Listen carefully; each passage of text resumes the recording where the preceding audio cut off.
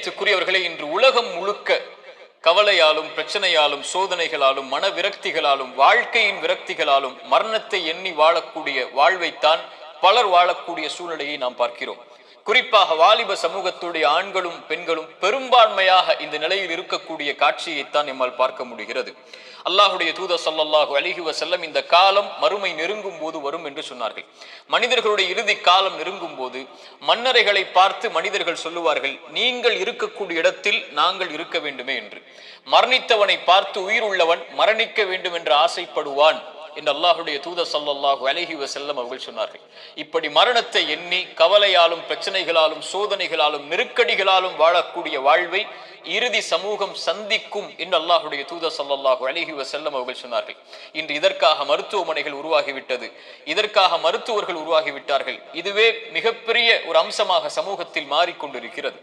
இப்படி சோதனையான காலத்தில் நீங்கள் சோதனைகளை சந்தித்துக் கொண்டிருந்தால், நோயால், செல்வ இழப்பால், கண்ணிய இழப்பால் அல்லது வாழ்க்கையின் நெருக்கடிகளால், உறவுகளுடைய பிரிவால், இது போன்ற எந்த சோதனையில் நீங்கள் சிக்குண்டிருந்தாலும் இந்த செய்தியை செவிதாழ்த்தி கேளுங்கள். இந்த சோதனைகளில் நீங்கள் தனியாக இல்லை, உங்களுடைய இறைவன் உங்களோடு தான் இருக்கிறான். மீண்டும் சொல்கிறேன், இந்த சோதனைகள் எதுவாயினும் கவலை கொள்ளாதீர்கள், நீங்கள் தனியாக இல்லை, இறைவன் உங்களோடு தான் இருக்கிறான். அந்த செய்தி தான் நான் இப்போது உங்களுக்கு சொல்லக்கூடிய செய்தி. குர்ஆன் சொல்லுகிறது, அல்லாஹ் நலவிலும் தீயதிலும் சோதனைகளை கொடுப்பான். இறைவனை பொறுத்தவரை நலவை இறைவன் கொடுப்பதும் ஒரு தீயதை உங்களை அணுக வைப்பதும் இரண்டும் இறைவனை பொறுத்தவரை சோதனைதான். உலகத்தை படைத்து மனிதர்களை இந்த உலகத்திலே அனுப்பும் போதே இறைவன் கூறிவிடுகிறான், நிச்சயமாக திட்டமாக நான் உங்களை சோதித்தே தீருவேன். பசியை கொண்டு சோதிப்பேன், பயத்தை கொண்டு சோதிப்பேன், செல்வ இழப்புகளை கொண்டு சோதிப்பேன், தொழிலின் நஷ்டத்தை கொண்டு சோதிப்பேன், உயிரிழப்புகளை கொண்டு உங்களை நான் சோதிப்பேன் என்று இறைவன் சோதித்தே தீருவான் என்று கூறிதான் மனித இனத்தை இந்த பூமியிலேயே அனுப்பி இருக்கிறான். இந்த பூமியிலேயே சோதனைகளில் இருந்து நீங்கி ஒரு சமூகம் வாழ வேண்டும் என்றால் அவர்கள் யாராக இருப்பார்கள் தெரியுமா? நபிமார்கள், இறை தூதர்கள். ஆனால் அந்த இறை தூதர்கள் தான் இந்த பூமியிலேயே அதிகம் சோதிக்கப்பட்டவர்கள். சோதனை எனக்கும் உங்களுக்கும் மட்டும் இறைவனால் கொடுக்கப்படுவதல்ல, நபிமார்கள் தான் இந்த உலகத்திலே சோதனை கொடுப்பதற்கு முதலாவதாக இறைவனால் தேர்ந்தெடுக்கப்படுபவர்கள். குர்ஆன் சொல்லுகிறது, நபிமார்கள் நிராசை அடைந்து நாங்கள் பொய்ப்பிக்கப்பட்டு விட்டோம் என்று எண்ணும் அளவிற்கு அவர்கள் நிராசை அடையும் போதுதான் அந்த சோதனையால், அந்த சிரமங்களால், அந்த கஷ்டங்களால் இறைவன் அவர்களுக்கு வெற்றியை அளிப்பான் என்று குர்ஆன் சொல்லுகிறது. இறை தூதர் ஸல்லல்லாஹு அலைஹி வஸல்லம் அவர்களிடத்திலே கேட்கப்பட்டது, இந்த பூமியிலேயே அதிகமாக சோதனைக்கு உள்ளாக்கப்பட்டவர்கள் யார் என்று. அல்லாஹ்வின் தூதர் ஸல்லல்லாஹு அலைஹி வஸல்லம் அவர்கள் சொன்னார்கள், நபிமார்கள். அவர்களுக்கு பிறகு நல்லவர்கள், அவர்களுக்கு பிறகு அவர்களை பின்தொடர்பவர்கள் என்று அல்லாஹ்வுடைய தூதர் ஸல்லல்லாஹு அலைஹி வஸல்லம் அவர்கள் சொன்னார்கள். மனிதர்களுடைய எல்லோருடைய வாழ்க்கையிலும் இந்த எல்லா சோதனைகளும் பொதுவானது. நானும் நீங்களும் மட்டும் சோதனையில் உள்ளாக்கப்படுவதில்லை என்ற நியதியை நாம் புரிந்து கொள்ள வேண்டும். நமது வலதுபுறம் இடதுபுறம் இருக்கக்கூடிய எல்லோர்களும் சோதிக்கப்படுகிறார்கள். இப்போது பாருங்கள், பலஸ்தீனிலே முஸ்லிம்கள் படக்கூடிய பிரச்சனைகள், அவர்கள் சந்திக்கக்கூடிய சிரமங்கள், அவர்கள் சந்திக்கக்கூடிய உயிரிழப்புகள், பசியால் வாழக்கூடிய மனிதர்கள் நமக்கு முன்னால் வாழ்ந்து கொண்டிருக்கிறார்கள். தண்ணீர் கிடைக்காமல் தாகத்திலே கடல் நீரை குடிக்கக்கூடிய மக்கள் இன்று பலஸ்தீனிலே உண்டு. பசியால் புல்லை, விலங்கினங்களுடைய கழிவை சாப்பிடக்கூடிய மக்களாக இன்று பலஸ்தீன் மக்கள் பசியால் தாகத்தால் வாடுகிறார்கள். மனைவி இல்லை, குழந்தைகள் இல்லை, கணவன் இல்லை, உறவுகள் இல்லை. ஒரு கடைக்கு சென்று திரும்பி வந்த பெண்ணுக்கு குடும்பம் முழுக்க மண்ணில் புதைந்திருக்கிறது. அவர்களுக்கு உணவுக்கு வாய்ப்பில்லை, தண்ணீருக்கு வாய்ப்பில்லை, ஒதுங்குமிடத்திற்கு வாய்ப்பில்லை, பாதுகாப்பிற்கு வாய்ப்பில்லை. அவர்கள் தொழுவதற்கு மஸ்ஜிதுகள் இல்லை பலஸ்தீனில். இந்த சோதனைகளுக்கு முன்னால் எல்லாம் என்னையும் உங்களையும் நிறுத்தி பாருங்கள். நம் சோதனைகள் எல்லாம் ஏமாத்திரும். என்ன அளவு சோதனைகளை சந்திக்கிறோம். இப்படி மனித இனத்தில் அல்லாஹ் அவன் நாடியவர்களை அவன் நாடிய அளவு சோதனைகளை கொடுத்து நெருக்கிக் கொண்டே இருப்பான். இந்த சோதனையில் இருக்கக்கூடிய எனக்கும் உங்களுக்கும் குர்ஆனும் சுன்னாவும் சொல்லக்கூடிய மருந்துகள் என்ன தெரியுமா? முதலாவது மருந்து எடுத்துக்கொள்வோம், அல் ஈமானு பில் கதரி கைரிஹி வ ஷர்ரிஹி. நன்மையாயினும் தீயதாயினும் எதுவாயினும் என் இறைவனின் புறத்திலிருந்துதான் என்னை வந்தடைகிறது.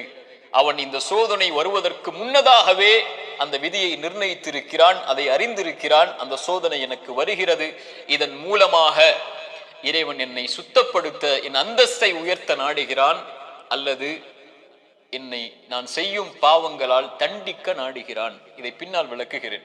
ஆனால் ஒரு முஃமின் சோதனைகள் வரும்போது அவனுடைய உள்ளத்தில் பதிய வைக்க வேண்டிய முதல் அம்சம், இதை என் இறைவன் அறிந்திருக்கிறான். வமா தஸ்குது மின் வரகத்தின் இல்லா யஅலமுஹா. இந்த உலகத்தில் இருந்து ஒரு மரம், அந்த மரத்தில் இருந்து ஒரு இலை கீழே விழ முடியாது, என் இறைவனுடைய நாட்டம் இல்லாமல், கல்வி இல்லாமல். இதை அறிந்த இறைவன் என் சோதனையை அறியாமல் இருப்பானா? எனக்கு வரக்கூடிய நோயை, செல்வ இழப்பை, கஷ்டங்களை, சிரமங்களை, பிரிவை என் இறைவன் அறியாமல் இருப்பானா? அல்லது நாம் இந்த உலகத்திலே பார்க்கக்கூடிய எல்லா சோதனைகளையும், பலஸ்தீனில் என்னுடைய சமூகம் படக்கூடிய சிரமங்களை, கஷ்டங்களை, சோதனைகளை, அந்த இரத்தங்களை, அந்த உயிரிழப்புகளை, அந்த பிரிவுகளை, அந்த ஓலங்களை இறைவன் அறியாமல் இருப்பானா? இறைவன் அனைத்தையும் அறிந்திருக்கிறான். ஆனால் அவனுக்கென்று ஒரு நியதி இருக்கிறது, அவனுக்கென்று ஒரு வழிமுறை இருக்கிறது. இந்த சமூகத்தை தூய்மைப்படுத்துவதற்கும், இந்த சமூகத்திற்கு அவன் பாவங்களின் காரணமாக தண்டனைகளை கொடுப்பதற்கும். அல் ஈமானு பில் கதரி வல் கைரிஹி வ ஷர்ரி, நன்மை தீமை அனைத்தும் இறைவனின் புறத்தில் இருந்து வருகிறது. அவன் நாடியதால் தான் இது என்னை வந்தடைந்திருக்கிறது என்பதை முதலில் ஒரு முஃமின் ஏற்றுக்கொள்ள வேண்டும். இரண்டாவது மருந்து, இறை நினைவை உள்ளத்திலே கொண்டு வர வேண்டும். இறைவனை உள்ளம் நினைக்க தயாராக வேண்டும். உள்ளத்தின் நோய்க்கு மிகப்பெரிய மருந்து அலா பிதிக்ரில்லாஹி தத்மஇன்னுல் குலூப். உள்ளத்தின் நிம்மதியை அல்லாஹ் திக்ரில் வைத்திருக்கிறான், அவனுடைய நினைவில் வைத்திருக்கிறான். ரப்பை ஒருவன் சோதனையில் நினைத்தால், ஃபத்குருனி ஃபத்குரூனி அத்குருக்கும், ஃபத்குரூனி அத்குருக்கும், என்னை நினையுங்கள். ரப்பு சொல்லுகிறான், உங்களை படைத்தவன் சொல்லுகிறான், உங்களை பரிபாலிப்பவன் சொல்லுகிறான், அத்குருக்கும், உங்களை நான் நினைக்கிறேன். அல்லாஹ் அக்பர். அல்லாஹ் நினைத்து விட்டால் உங்களுடைய சோதனைகள் எல்லாம் எம்மாத்திரம் அவனுக்கு நீக்குவதற்கு. உங்கள் நோயில் இறைவன் உங்களை நினைத்து விட்டால் அவனை தவிர வேறு யார் உங்களுக்கு மருந்தை கொடுத்து அந்த நோயை நீக்க முடியும்? செல்வ இழப்பை நீக்க முடியும், பிரிவுடைய கவலைகளை நீக்க முடியும், வாழ்வின் பிரச்சனைகளை நீக்க முடியும். அல்லாஹ்வுடைய தூதர் ஸல்லல்லாஹு அலைஹி வஸல்லம் சொன்னார்கள், அல்லாஹ் கூறுவதாக, ஒரு அடியான் என்னை எப்படி நினைக்கிறானோ அது போன்றே நானும் அவனை நினைக்கிறேன். அவன் என்னை நினைத்தால் நான் அவனோடு இருந்து விடுகிறேன். அவன் என்னை தனிமையில் நினைத்தால் நானும் அவனை தனிமையில் நினைக்கிறேன்.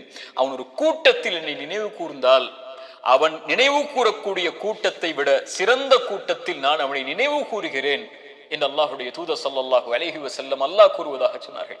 அவன் தனிமையில் அவன் நினைத்தால் என்னை, நான் அவனை தனிமையில் நினைக்கிறேன். என்னை நினைத்தால் நான் அவனோடு தான் இருக்கிறேன் என்று அல்லாஹ் கூறுகிறான். அல்லாஹ் உங்களோடு இருந்தால் ஏன் கவலை? அல்லாஹ் உங்களோடு இருந்தால் ஏன் பிரச்சனைகள்? அல்லாஹ் உங்களோடு இருந்தால் ஏன் சிரமங்கள்? அல்லாஹ்வை நேசிக்கக்கூடிய அடியார்களுக்கு லா ஹவுஃபுன் அலைஹிம் வலா ஹும் யஹ்ஸனூன், அவர்கள் கவலை கொள்ள மாட்டார்கள், அவர்கள் பயம் கொள்ள மாட்டார்கள். அவர்களுடைய உள்ளம் அல்லாஹ்வின் நினைவால் நிரம்பி இருக்கும் போது இறைவன் கொடுத்த கவலை, இறைவன் கொடுத்த சோதனை, அவன் எனக்கு ஒன்றை நாடுகிறான், இதில் நான் நலவை முயற்சி செய்து முன்னேறுகிறேன், என்ன சோதனையாயினும் அவன் எனக்கு நீக்குவான் என்ற நம்பிக்கையில் ஒரு முஃமின் முன்னேறுவான். ஒரு பாவி இறைவனை குறை கூறி பின்னால் வந்து விடுவான், இறைவனை மறந்து பின்னால் சென்று விடுவான், இறைவனை ஏசி அல்லது சபித்து நீ எல்லாம் இறைவனா என்று சோதனையில் அவனை தூற்றிவிட்டு பின்னால் வந்து விடுவான். ஒரு முஃமின் அவனை அதிகம் நினைவு கூறுவதற்கு தயாராகுவான். மூன்றாவது துஆ, அவனை அழைக்க வேண்டும். நினைத்த இறைவனை அழைக்க வேண்டும். அழைப்பதுதான் சோதனைகளை நீக்கும். கரம் ஏந்தி உங்களுடைய சோதனைகளை முறையிட்டு நீங்கள் அல்லாஹ்வை அழைக்காமல் சோதனை நீங்கும் என்று நினைப்பது பகலில் கனவு காண்பதுதான். நடக்கவே நடக்காது. இறைவனை அழைத்தால் தான் சோதனைகள் நீங்கும். நபிமார்கள் அழைத்தார்கள். நபி யூனுஸ் அழைத்தார்கள் அல்லாஹ்வை, லா இலாஹ இல்லா அன்த சுப்ஹானக் இன்னி குன்து மினல் ஸாலிமீன். உறவுகளை விட்டு நீங்கி, உலகத்தை விட்டு நீங்கி செய்த ஒரு சிறிய தவறால் மீன் வயிற்றில் அகப்பட்டு இருளில் கிடக்கக்கூடிய ஒரு நபி, அவர்களுக்கு தெரியும் இந்த இருளில் இருந்து யாரும் என்னை நீக்க முடியாது, என்னை விளக்கி கொண்டு வர முடியாது, மீன் வயிற்றுடைய இருள் சூழ்ந்திருக்கிறது. உங்களுடைய வாழ்க்கையும் இருளால் சூழப்பட்டிருந்தால் அல்லாஹ்வுடைய தூதர் சொன்னார்கள், யூனுஸ் அழைத்த அந்த பிரார்த்தனையை நீங்களும் அழையுங்கள், அல்லாஹ் உங்களையும் அந்த பிரச்சனையில் இருந்து நீக்குவான். லா இலாஹ இல்லா அன்த சுப்ஹானக், வணக்கத்துக்குரிய இறைவனை, உன்னை தவிர வணங்க தகுதியானவன் யாரும் இல்லை, நீ பரிசுத்தமானவன். இன்னி குன்து மினல் ஸாலிமீன், அநீதம் செய்பவன் யா அல்லாஹ், அநீதத்திற்கு உள்ளானவன் யா அல்லாஹ், எனக்கு இந்த சோதனைகளை நீக்கு யா அல்லாஹ் என்று அவன் கேட்பான். அல்லாஹ் அந்த சோதனையை நீக்குவான். நான் செய்த பாவத்தால் எனக்கு இந்த சோதனை என்றால் இதோ விடுகிறேன் யா அல்லாஹ், நீக்கு யா அல்லாஹ். நபி யூனுஸ் அழைத்தார், அல்லாஹ் நீக்கிறான். நபி மூசா அழைத்தார், அல்லாஹ் நீக்கிறான். நபி இப்ராஹிம் அழைத்தார்கள், அல்லாஹ் நீக்கினான்.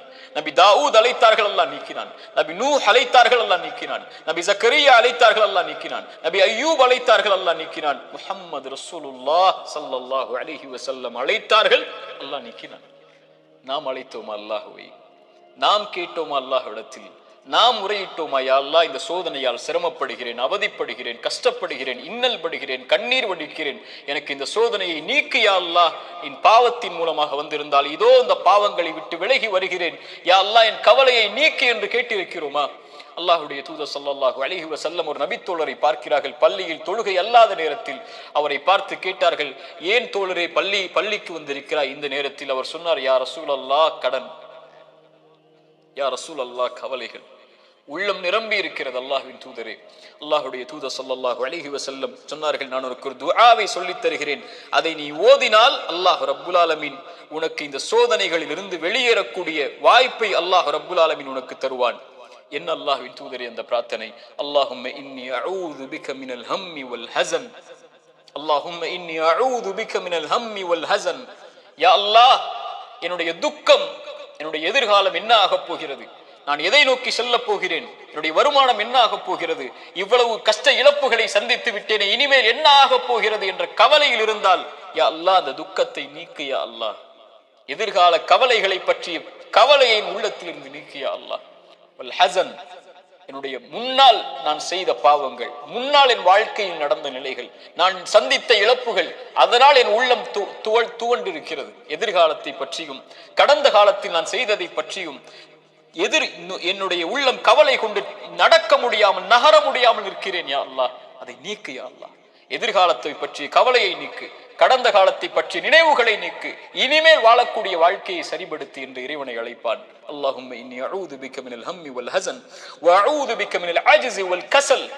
யா அல்லாஹ், இயலாமை, என்னால் இனிமேல் என்ன செய்ய முடியும், என்ன இருக்கிறது என்னிடத்தில், எதை கொண்டு சொல்லுவேன் என்ற பயம், இயலாமை என்னிடத்தில் இருக்கிறது. யா அல்லாஹ், கசல், சோம்பேறித்தனத்தால் சோம்பலில் இருக்கிறேன், என்னால் முடியும் யா அல்லாஹ், ஆனால் எழ முடியவில்லை, என்னால் இந்த சோதனைகளை கடக்க முடியவில்லை, என்னிடத்திலே தைரியம் இல்லை யா அல்லாஹ், தைரியத்தை கொடு, அதை செய்து முடிக்கக்கூடிய உறுதியை கொடு. வஅஊது பிக மினல் அஜ்ஸி வல் கஸல் வஅஊது பிக மினல் ஜுப்னி வல் புகுல். யா அல்லாஹ், கஞ்சத்தனத்தை விட்டும், யா அல்லாஹ் கோழைத்தனத்தை விட்டும், யா அல்லாஹ் கடன் என்னை மிகைப்பதை விட்டும், மனிதர்கள் என்னை ஆக்கிரமிப்பதை விட்டும் என்னை பாதுகாத்து விடு யா அல்லாஹ். இந்த அல்லாஹ்வுடைய தூதர் ஸல்லல்லாஹு அலைஹி வஸல்லம் அந்த துஆவை அந்த தோழருக்கு கற்றுக் கொடுத்தார்கள். இதை ஓதக்கூடிய வழக்கம் உள்ளவர்களாக மாற வேண்டும்.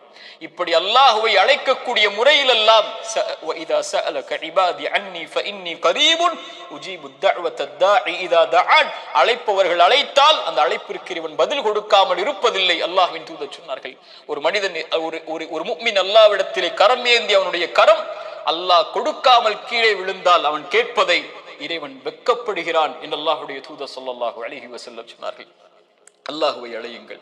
கடைசியாக இந்த நேரத்தில் சுருக்கமாக சொல்கிறேன், மீண்டும் சொல்கிறேன், நோயால் சிரமப்படுகிறீர்களா, இழப்புகளால் சிரமப்படுகிறீர்களா, பிரிவால் சிரமப்படுகிறீர்களா, கடினமான காலத்தை வாழ்க்கையில் கடக்கிறீர்களா, ஒருபோதும் அல்லாஹ் உங்களை கைவிட மாட்டான். உங்களை விட இறைவன் உங்கள் மீது நேசம் கொண்டிருக்கிறான். கவலை கொள்ளாதீர்கள். நீங்கள் தனியாக ஒருபோதும் இல்லை. உலகமெல்லாம் உங்களுக்கு எதிராக இருந்தாலும் நீங்கள் தனியாக இல்லை. அவன் உங்களோடு இருக்கிறான். அவன் உங்களோடு இருந்தால், இந்த உலகத்தில் யார் உங்களோடு இல்லை என்றாலும், இந்த உலகமே உங்களை வெறுத்திருந்தாலும், உலகமே உங்களை புறக்கணித்தாலும் கவலை கொள்ளாதீர்கள். அது போதும் நமக்கு. இறைவன் உங்களோடு இருந்தால் அது போதும். உலகமெல்லாம் உங்களோடு இருந்து இறைவன் உங்களோடு இல்லை என்றால் அதை விட நஷ்டம் இல்லை. உலகத்தில் எவரும் இல்லாமல் இறைவன் உங்களோடு இருந்தால் அதை விட இன்பம் இல்லை. நபிமார்கள் உலகம் புறக்கணித்தது நபி நூஹை, ஆனால் நூஹோடு அல்லாஹ் இருந்தான்.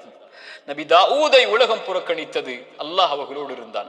நபி யூனுஸை உலகம் புறக்கணித்தது, அவர்கள் செய்த பாவத்திற்காக மன்னிப்பை கேட்டார்கள், அல்லாஹ் அதிலிருந்து அவர்களை பாதுகாத்தான். இப்ராஹீமை உலகம் புறக்கணித்தது, அல்லாஹ் அவர்களோடு இருந்தான். மூசாவை உலகம் புறக்கணித்தது, அல்லாஹ் அவர்களோடு இருந்தான். நபி அல்லாஹ்வின் தூதரையும் உலகம் புறக்கணித்தது, பெரும்பான்மை புறக்கணித்தது, அல்லாஹ் அவர்களோடு இருந்தான். லா தஹ்சன் இன்னல்லாஹ மஅனா. அல்லாஹ்வின் தூதர் அதனால்தான் சொன்னார்கள், கவலை கொள்ளாதீர், அல்லாஹ் நம்மோடு இருக்கிறான். அல்லாஹ்வின் தூதர் ஸல்லல்லாஹு அலைஹி வஸல்லம் ஒரு தாயை குறித்து சொன்னார்கள்.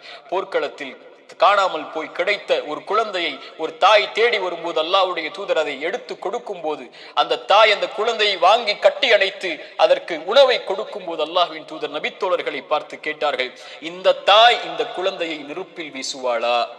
அந்த குழந்தை படக்கூடிய சிரமத்தை கஷ்டமாக உணர்ந்த அந்த தாய், தன் உயிர் போய் கிடைத்த வந்த மகிழ்ச்சியில் இந்த வாழக்கூடிய இந்த தாய் இந்த குழந்தையை நெருப்பில் வீசுவாளா? தன்னோடு வந்துவிட்ட அந்த குழந்தையை எப்படி நெருப்பில் வீசுவாள்? அல்லாஹ் இந்த குழந்தைக்கு இந்த தாய் காட்டக்கூடிய அன்பை விட அல்லாஹ் அவனுடைய அடியார்கள் மீது இரக்கம் உள்ளவன். அல்லாஹ் அக்பர். ஒரு அறிஞர் அழகாக சொல்லுவார், யா அல்லாஹ், அல்லாஹை அழைத்து சொல்லுவார், யா அல்லாஹ், என் தாயை விட என் மீது இரக்கம் காட்டக்கூடியவன் நீ. என் தாய் நான் சிரமப்படுவதை, என் தாய் நான் நோயில் வாடுவதை, என் தாய் நான் கடனில் இருப்பதை, கடனால் கஷ்டப்படுவதை, என் தாய் என் செல்வ இழப்புகளில் கஷ்டப்படுவதை, என் தாய் என்னுடைய இழப்புகளில், பிரிவில், நோயில், சிரமங்களில், சோதனையில் கஷ்டப்படுவதை விரும்ப மாட்டாள். என் தாயை விட என் மீது இரக்கம் உள்ள நீயும் விரும்ப மாட்டாயா அல்லாஹ், அதை எனக்கு இரக்கம் காட்டு, இந்த சோதனையை நீக்கென்று அல்லாஹ்வை அழைப்பார்கள் அறிஞர்கள் இந்த ஹதீஸை கொண்டு. அல்லாஹ் அக்பர். அல்லாஹ் உங்களை ஒருபோதும் கைவிட மாட்டான். அல்லாஹ் உங்களை ஒருபோதும் பிரிந்து விட மாட்டான்.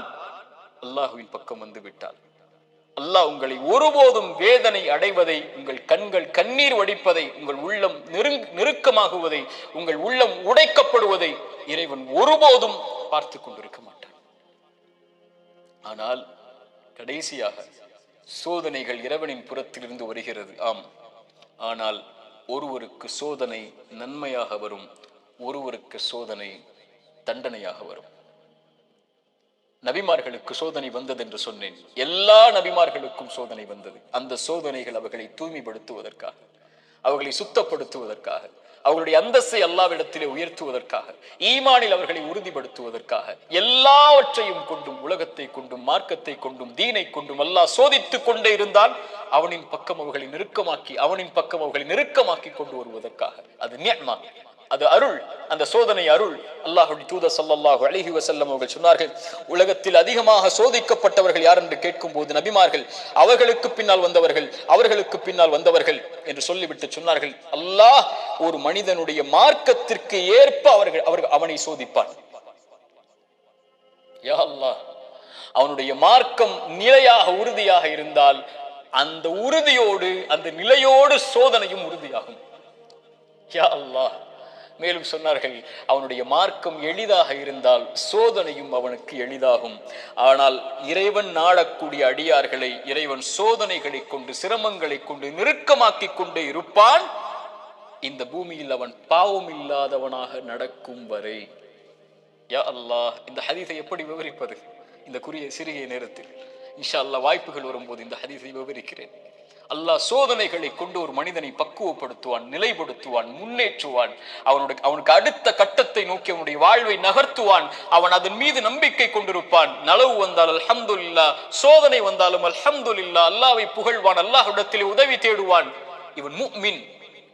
ஆனால் பாவி, இறைவன் சோதனையை கொடுத்தால் அல்லாஹ்வை விட்டு விலகுவான், சோதனையை கொடுத்தால் பாவங்களை நோக்கி செல்லுவான், சோதனையை கொடுத்தால் இறைவனை மறந்து விடுவான். அது நலவின் சோதனையாக இருந்தாலும் பாவத்தின் சோதனையாக இருந்தாலும். இந்த குர்ஆனின் எச்சரிக்கை மிக்க இந்த வசனத்தை கேளுங்கள்.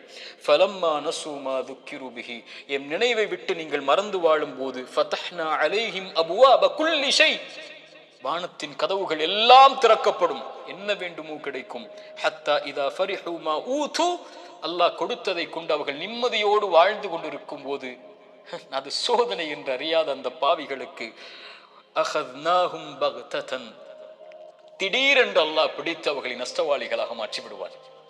அல்லாஹ்வின் தூதர் ஸல்லல்லாஹு அலைஹி வஸல்லம் சொன்னார்கள், அடியானுக்கு அல்லாஹ் ஒரு சோதனையை இந்த உலகத்திலே விரைவுபடுத்துகிறான் என்றால்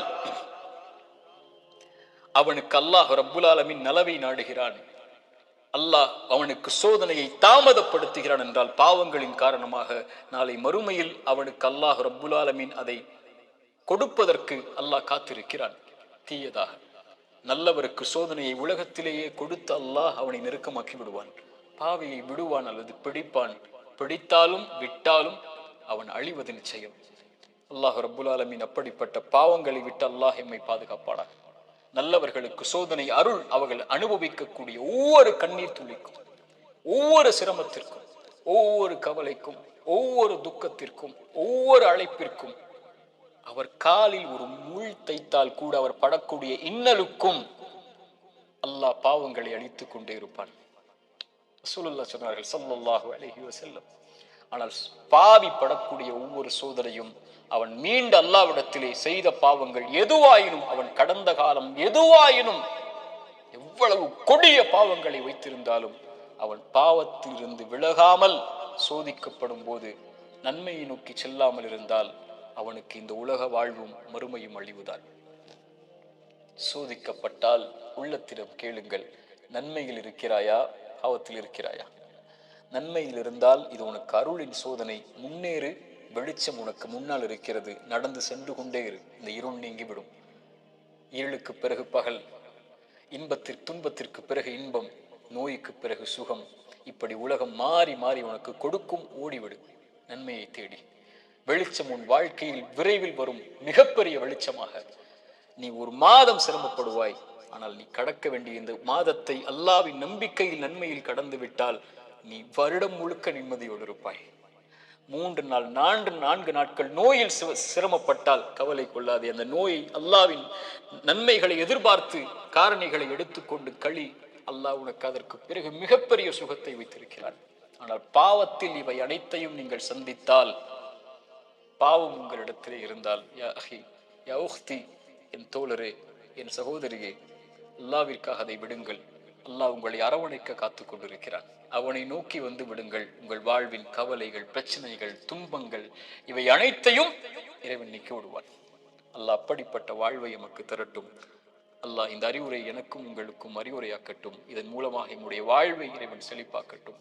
உலக சமூகத்திலே முஸ்லிம் சமூகம் படுகின்ற இன்னல்கள், கஷ்டங்கள், பிரச்சனைகள், சோதனைகள், குறிப்பாக பலஸ்தீனில் நம்முடைய சகோதர சகோதரிகள் படக்கூடிய எல்லா இன்பங்கள், சோதனை, எல்லா இழப்புகளுக்கும், எல்லா சோதனைகளுக்கும், எல்லா துன்பங்களுக்கும் அல்லாஹ் விரைவில் மிகப்பெரிய வெற்றியோடு அல்லாஹ் வெளிச்சத்தை தரட்டும். அகூலு கௌலி ஹாதா அஸ்தக்ஃபிருல்லாஹ் லீ வலக்கும். அஸ்ஸலாமு அலைக்கும் வரஹ்மத்துல்லாஹி வபரகாத்துஹு.